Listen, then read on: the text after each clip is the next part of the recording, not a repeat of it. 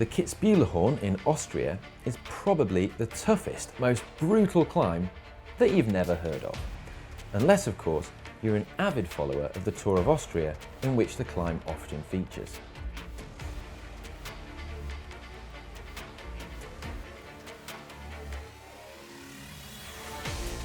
At 9.7 kilometres long, this isn't the longest climb in the world, but it averages 12.9% in gradient, with sections of 22% and even a kilometre that averages 19%. As a comparison, to put that in perspective, the fearsome Mortirolo Pass in Italy, a climb described by Lance Armstrong as the hardest he had ever ridden, is 12.4 kilometres long, averages 10.5% with a max gradient of just 18%. Now, this climb is intimidating. The Kitzbuheler Horn, with its TV mast at the summit, is clearly visible from the surrounding landscape and imposes itself on the small town of Kitzbühel at its base. As you leave Kitzbühel, the start of the climb is marked by a ticket machine. Now this is pretty cool. This gives you the opportunity to take a ticket which can be stamped at the top to give your time.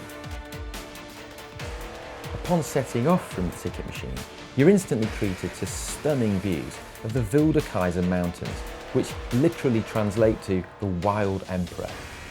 But the enjoyment is short-lived as the road quickly ramps up to 14%. Now, with such steep sustained gradients, gearing is hugely important, and even pros such as Contador and Chris Froome would most likely opt for compact chain sets or 32-tooth cassettes on such a brutal climb. The scenery around the road is straight out of the Sound of Music. Although, if you see Julie Andrews bounding across one of the many meadows, it's likely to be a hallucination induced by the sheer severity of this killer climb. 2.5 kilometres in, and you ride through a picturesque wooded section and reach a toll booth. If you're cycling, you just ride straight through, but cars have to pay here. 4 kilometres in, and you reach a section which averages around 6 to 7% in gradient. Now, the incredible thing is about this part of the climb is that it often feels flat in comparison to what has come before it. It's a great opportunity to recover for the steeper gradients to come.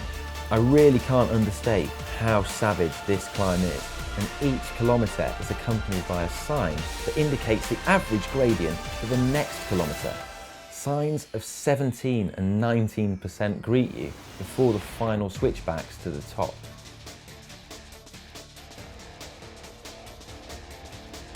The final kilometre opens out into a series of switchbacks leading up to a ski station and restaurant called the Alpenhaus.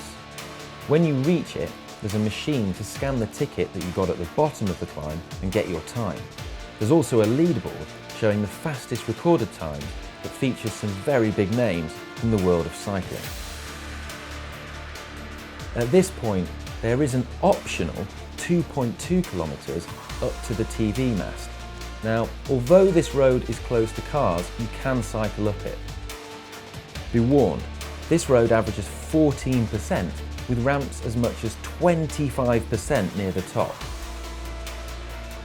However, the 360-degree panoramic views at the summit of the 1,996 metre peak are incredible and certainly worth the pain.